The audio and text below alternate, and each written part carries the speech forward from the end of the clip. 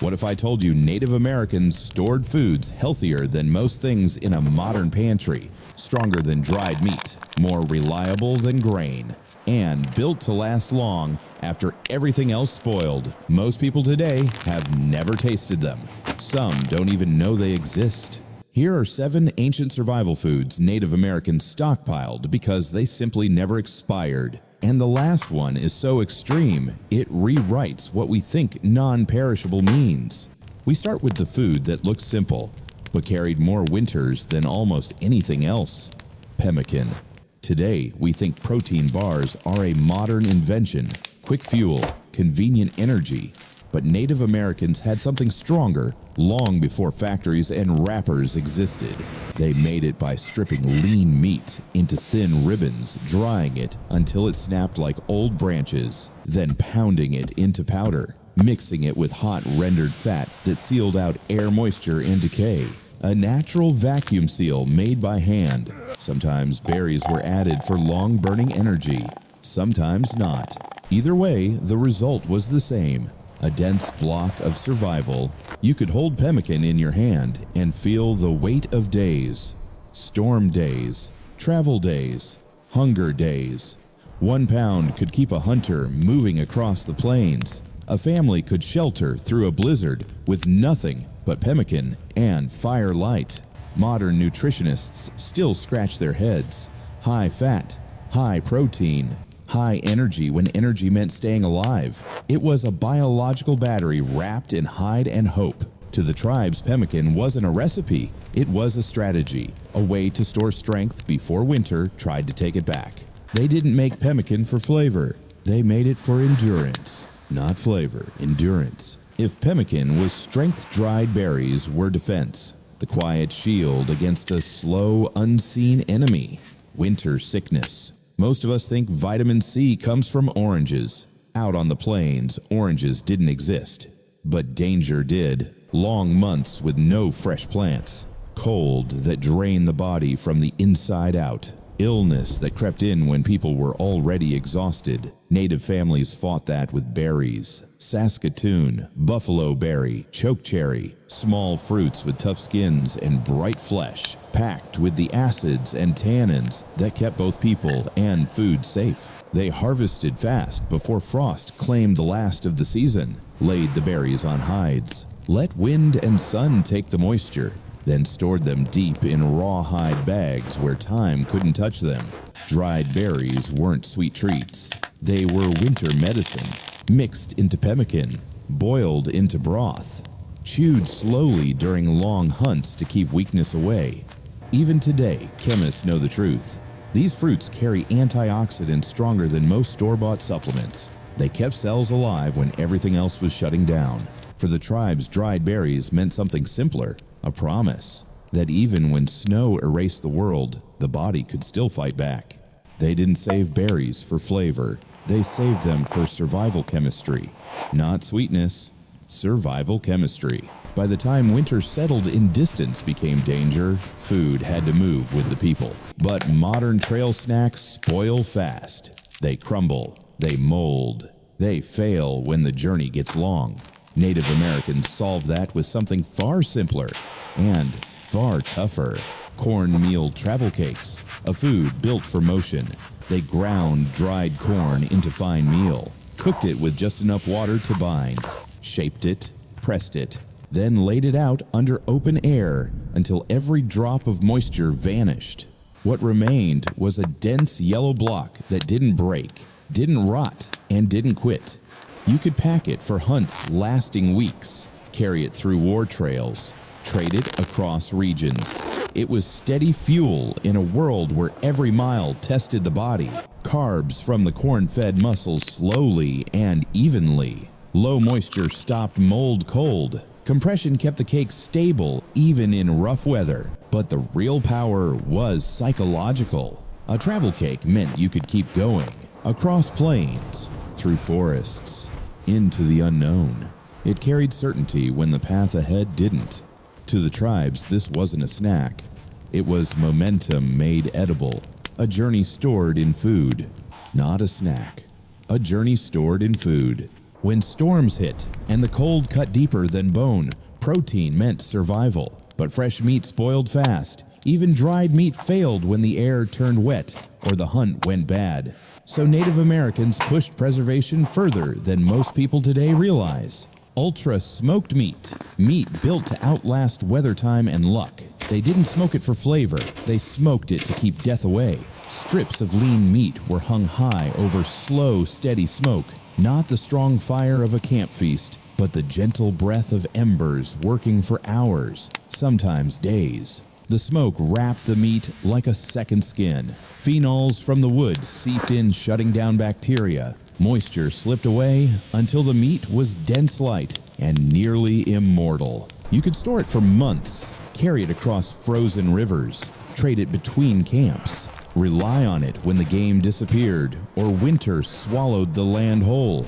Hunters packed it for long missions. Families saved it for blizzards. War parties carried it because hesitation meant hunger, and hunger meant danger. Modern cooks chase smoke for taste. Native tribes used it for survival, a chemistry of wood air and patience that kept people alive long before refrigeration existed. They weren't seasoning meat. They were engineering endurance, not seasoning, preservation. In modern life, fat is something people avoid.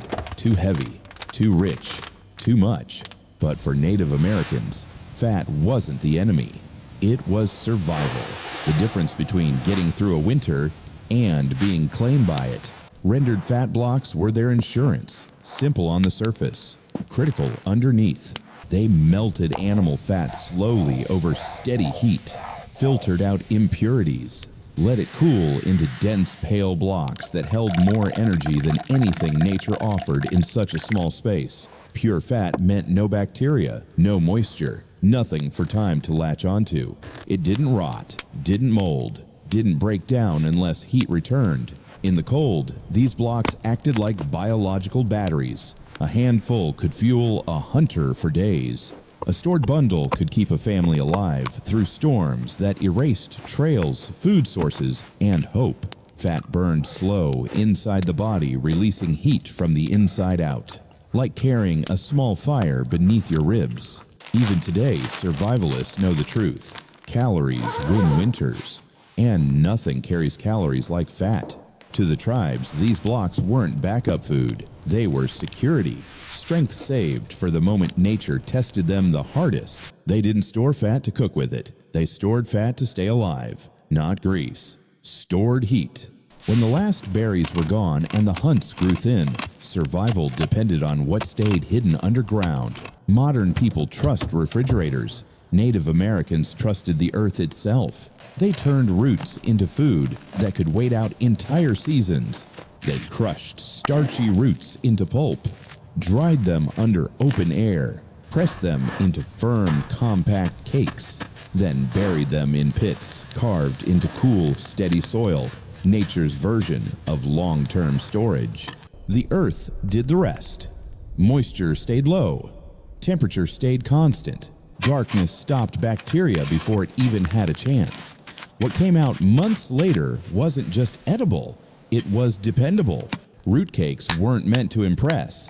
They weren't meant to taste like much either. They existed for one reason: to be there when nothing else was. Hunters returning empty-handed still had fuel. Families caught in sudden storms still had reserves. Migrating groups carried root cakes because they knew the truth. The land could turn on you, but the earth beneath your feet could also save you. Even today, survivalists study earth storage trenches, realizing how stable soil can be when used with intention. It's slow, it's simple, but it works winter after winter. They didn't bury root cakes to hide them. They buried them to keep them alive, not buried, preserved by earth. Most people today think freeze-drying is a modern invention.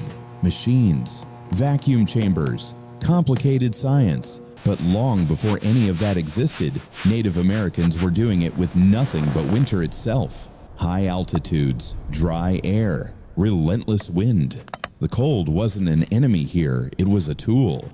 They laid strips of meat or sliced roots on raised racks, let night temperatures freeze them solid, then let the sun and dry air pull the ice out as vapor. Sublimation, natural freeze drying. The food lost water, not structure. It became feather light, but stayed whole, clean, and safe. No moisture meant no bacteria, no decay, no rot. Just food, locked in a kind of suspended time able to last for years if kept dry. In the deep north, where mistakes turn deadly fast, this method wasn't clever. It was essential, a way to build security when hunting failed or storms erased every trail.